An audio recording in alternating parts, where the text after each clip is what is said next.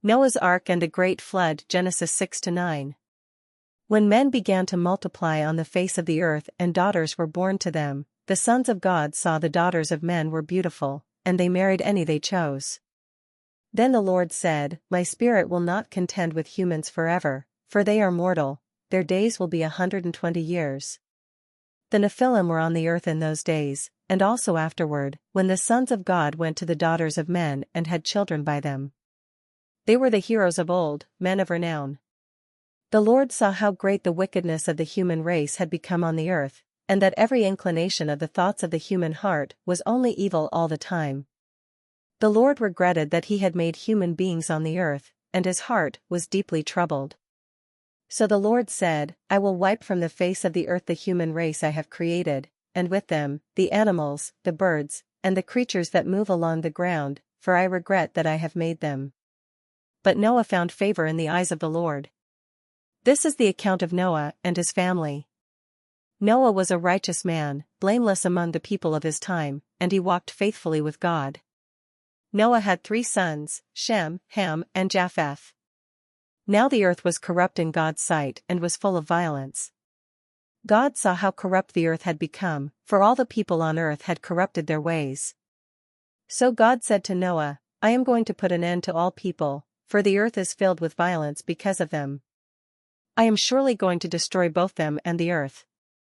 So make yourself an ark of cypress wood, make rooms in it, and coat it with pitch inside and out. This is how you are to build it. The ark is to be 300 cubits long, 50 cubits wide, and 30 cubits high. Make a roof for it, leaving below the roof an opening 1 cubit high all around. Put a door in the side of the ark and make lower, middle, and upper decks. I am going to bring floodwaters on the earth to destroy all life under the heavens, every creature that has the breath of life in it. Everything on earth will perish. But I will establish my covenant with you, and you will enter the ark, you and your sons and your wife and your sons' wives with you. You are to bring into the ark 2 of all living creatures, male and female, to keep them alive with you. 2 of every kind of bird, of every kind of animal, and of every kind of creature that moves along the ground will come to you to be kept alive. You are to take every kind of food that. The Lord then said to Noah, Go into the ark, you and your whole family, because I have found you righteous in this generation. Take with you 7 pairs of every kind of clean animal, a male and its mate, and 1 pair of every kind of unclean animal, a male and its mate, and also 7 pairs of every kind of bird, male and female, to keep their various kinds alive throughout the earth.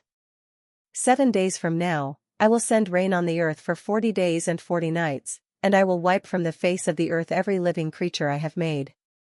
Noah did all that the Lord commanded him. Noah was 600 years old when the floodwaters came on the earth.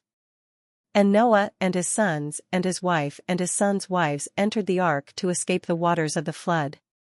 Pairs of clean and unclean animals, of birds and of all creatures that move along the ground, male and female, came to Noah and entered the ark, as God had commanded Noah.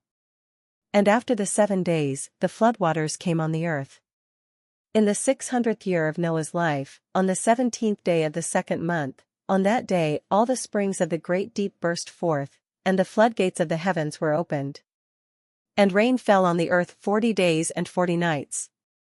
On that very day Noah and his sons, Shem, Ham, and Japheth, together with his wife and the wives of his 3 sons, entered the ark.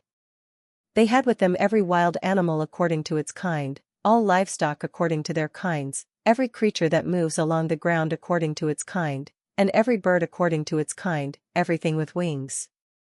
Pairs of all creatures that have the breath of life in them came to Noah and entered the ark. The animals going in were male and female of every living thing, as God had commanded Noah. Then the Lord shut him in. For 40 days the flood kept coming on the earth, and as the waters increased, they lifted the ark high above the earth. The waters rose and increased greatly on the earth, and the ark floated on the surface of the water. They rose greatly on the earth, and all the high mountains under the entire heavens were covered. The waters rose and covered the mountains to a depth of more than 15 cubits. Every living thing that moved on land perished, birds, livestock, wild animals, all the creatures that swarm over the earth, and all mankind. Everything on dry land that had the breath of life in its nostrils died. Every living thing on the face of the earth was wiped out, people and animals and the creatures that move along the ground and the birds were wiped from the earth.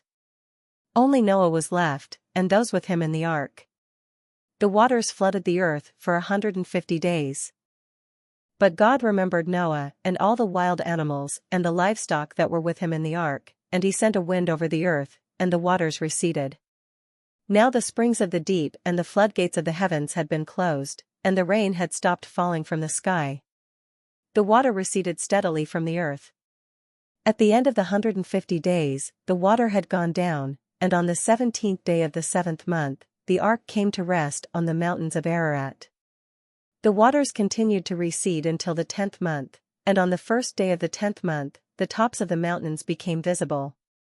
After 40 days, Noah opened a window he had made in the ark and sent out a raven, and it kept flying back and forth until the water had dried up from the earth. Then he sent out a dove to see if the water had receded from the surface of the ground. But the dove could find no place to set its feet because there was water all over the surface of the earth, so it returned to Noah in the ark. He reached out his hand and took the dove and brought it back to himself in the ark. He waited 7 more days and again sent out the dove from the ark. When the dove returned to him in the evening, there in its beak was a freshly plucked olive leaf. Then Noah knew that the water had receded from the earth. He waited 7 more days and sent the dove out again, but this time it did not return to him. Then Noah built an altar to the Lord and, taking some of all the clean animals and clean birds, he sacrificed burnt offerings on it. The Lord smelled the pleasing aroma and said in his heart, "Never again will I curse the ground because of humans, even though every inclination of the human heart is evil from childhood. And never again will I destroy all living creatures, as I have done. As long as the earth endures. Seed time and harvest.